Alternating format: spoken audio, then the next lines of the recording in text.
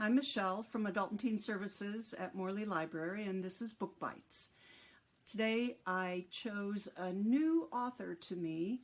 Last month, May, was Asian Authors Month, and I chose a book called Swimming Back to Trout River, written by Linda Rui Feng.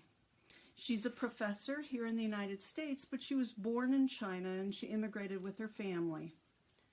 Her book takes place between 1960 and 1980 in China, and it starts in a small rural town called Trout River with our main protagonist, Momo, a little boy who is not thought to live when he's first born, but is full of energy and survives quite well, becomes a physicist, wins a place at university from his tiny little town.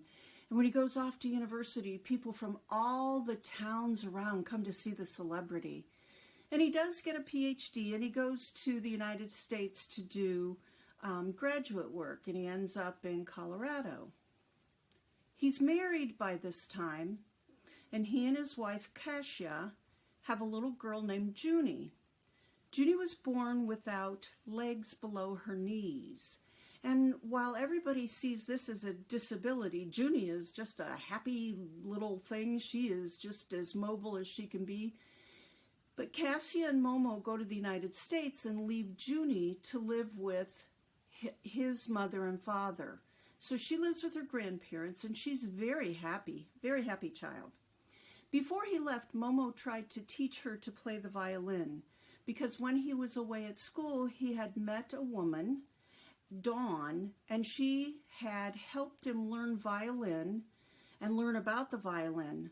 But then the Cultural Revolution struck, and music was deemed Western and not of any value, and musicians were killed.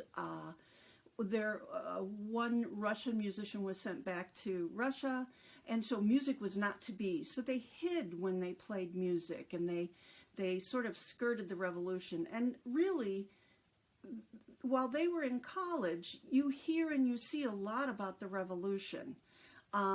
Kasia is also in college at the time.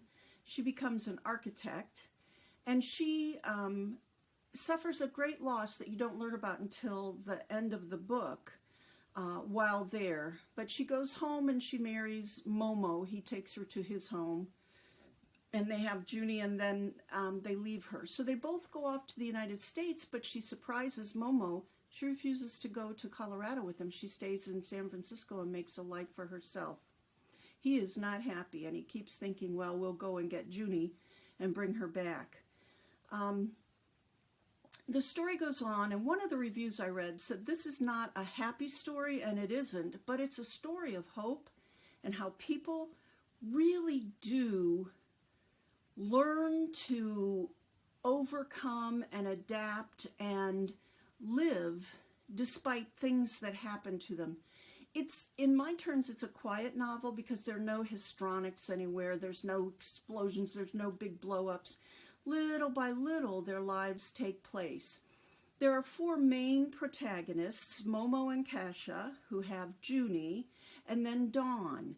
And those four people interact throughout this whole story. What I found amazing was how culturally different Momo thought about the United States. He was puzzled, not in an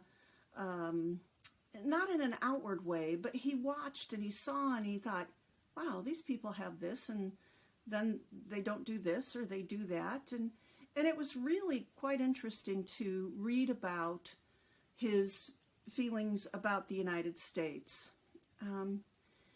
In the end, there is a sort of coming together of all the parts and pieces. And Judy, in the end, begins to live her own life in a China that has overcome the Cultural Revolution and is becoming a little more modern, thus giving her the opportunity to experience some things that her parents couldn't experience. I enjoyed this book. I read it in parts. I read it over and over to make sure I understood what they were talking about in it, what